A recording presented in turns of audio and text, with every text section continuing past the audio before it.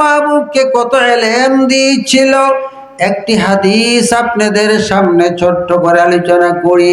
একাদা আম্মা জান আয়েশা সিদ্দিকা রাদিয়াল্লাহু তাআলা আনহা গায়ে একটি চাদর অথবা একটি রুমাল গায়ে দিয়ে ইনির মেহরাবের দরজায় দাঁড়ায় রয়েছিল আল্লাহর হাবিব। জান্নাতুল বাকি কবরস্থান থেকে নিয়ে আসতেছে হুজরার দিকে। আম্মা জান চেয়ে দেখে মুষলধারে বৃষ্টি ঝরছে।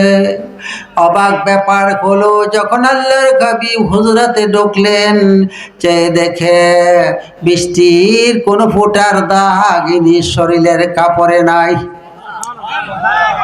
আম্মা জান হাত বাড়াইয়া আল্লাহর হাবিবের শরীর মুবারকের কাপড় মুবারক হাত দিয়ে দেখতেছে। আল্লাহর হাবিব বলে না, এসারে কি দেখো? রাসূল দেখেছি বৃষ্টি ঝরেছে, আপনার কাপড়ে বৃষ্টির কোনো দাগ লাগে নাই।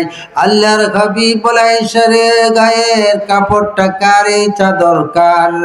বলল, হে রাসূল, এটা আপনার চাদর। আল্লাহর হাবিব বলে, এসারে নবীর চাদর গায়ে দিলে ওই চাদরের বরকতে তোর অন্তর চক্ষু খুলে গিয়েছে। যেই বৃষ্টি হতে দেখেছ, মেঘমালা থেকে বৃষ্টি হয় নাই রে,